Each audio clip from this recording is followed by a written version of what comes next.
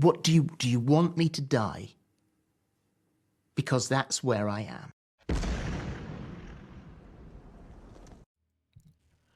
Yep, another defeat at Stamford Bridge. Stamford Bridge is our boogie ground. For a few years now, people are not afraid of us. They come at the bridge, they got all 3 points. They bully us in front of our own fans. Shame on us. And I feel sorry for people who spent their money to go and watch that kind of crap. I know I'm the king of excuses. Everybody knows about it. We have injuries. Nkunku, Chaluba, Badiashile, Fofana, Reece James, Bettinelli, Carney, Chukwuemeka. And I know Broja is not totally fit to help us. Modric is coming from an injury, even though he played today. Noni Madueke also coming from a long-term injury. I understand that. I know I'm the king of excuses. But don't tell me that that Chelsea team can't beat Nottingham Forest at home.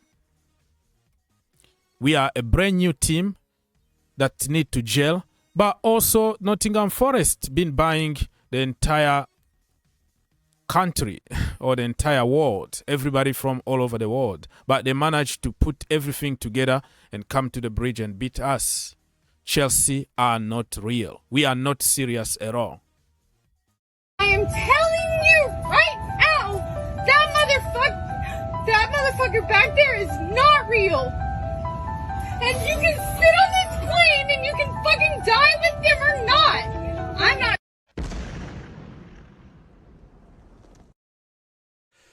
Jesus! Anyways, my people, let me just remind you, the two teams here, we are better than them on paper. We spent apparently 1 billion to build a squad, even though people don't use context behind the so-called 1 billion. But I'm just trying to make a point here. Don't tell me that this Chelsea team can't punish Nottingham Forest at home. Please don't tell me that, because I will be so angry. And it had to be Elanga, Manchester United reject, to come to the bridge and punish us. And we, with all the quality, the so-called quality that we have, we can't even beat them.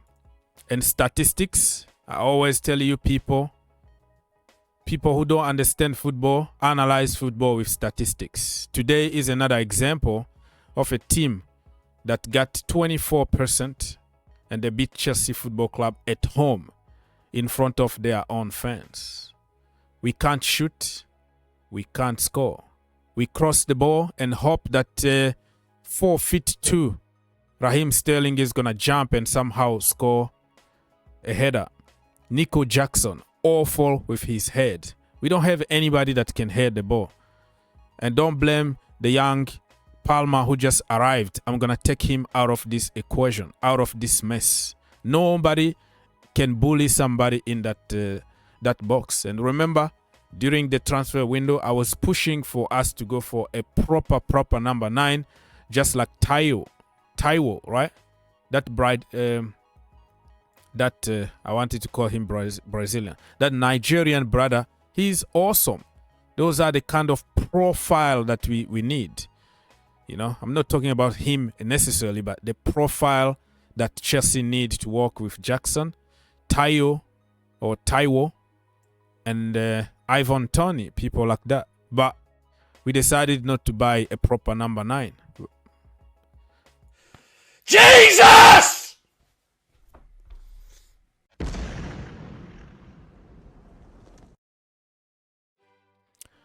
Listen, people, I'm not going to waste your time here. My talking point will be the system. Everybody is blaming Pochettino's system. For me, in my humble opinion, my friend, I don't think the system was the problem. The problem was converting our chances. You can miss chances in every setup, 4 at the back, 10 at the back, 11 at the back, whatever formation you're going to play, right? If you don't score goals, you don't win games. That's simple as that.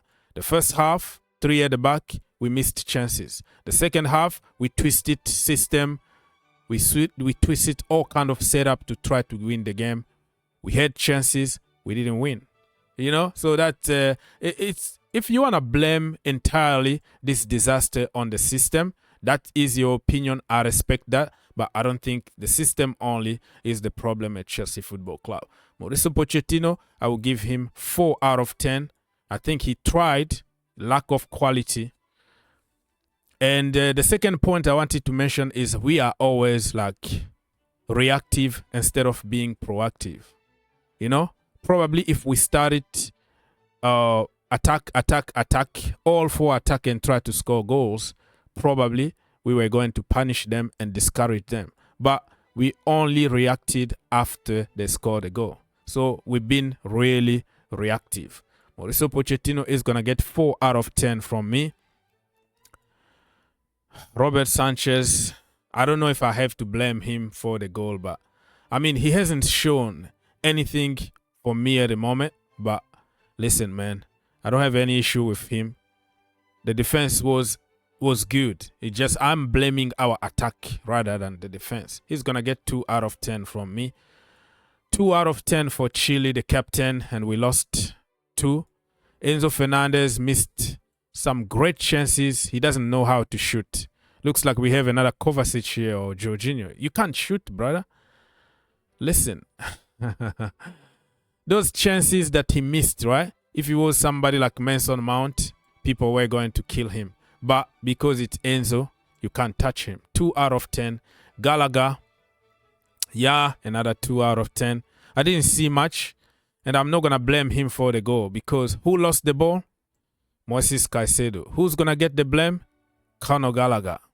It is what it is. That's how the world works. I'm going to give him 2 out of 10.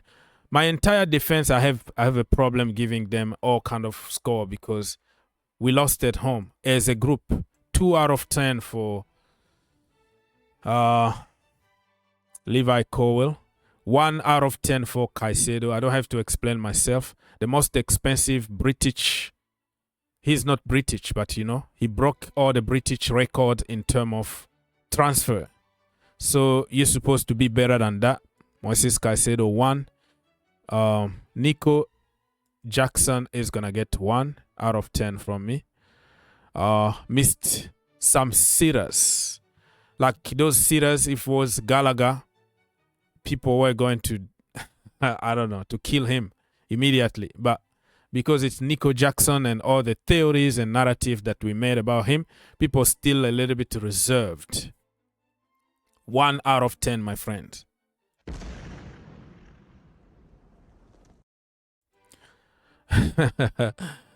Mikhailo Mudryk didn't do anything. 3 out of 10. Thiago Silva, yeah, he's slowing down, but his head still work very good.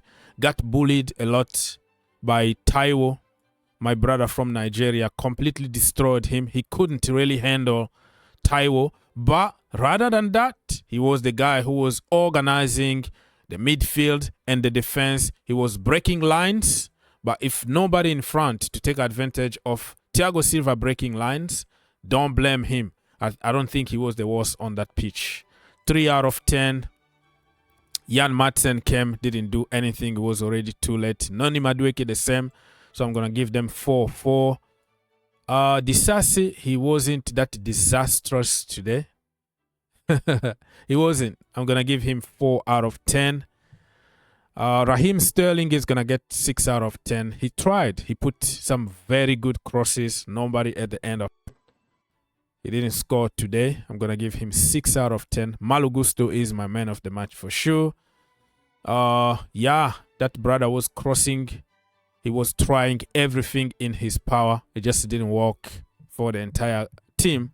So Gusto is going to get 7.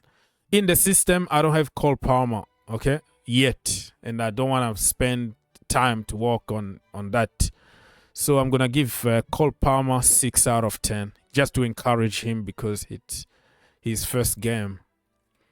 I don't know if I forgot somebody here, people, but I don't care, man. I don't want to really take your time. Now we have to deal with a long international break. Jesus!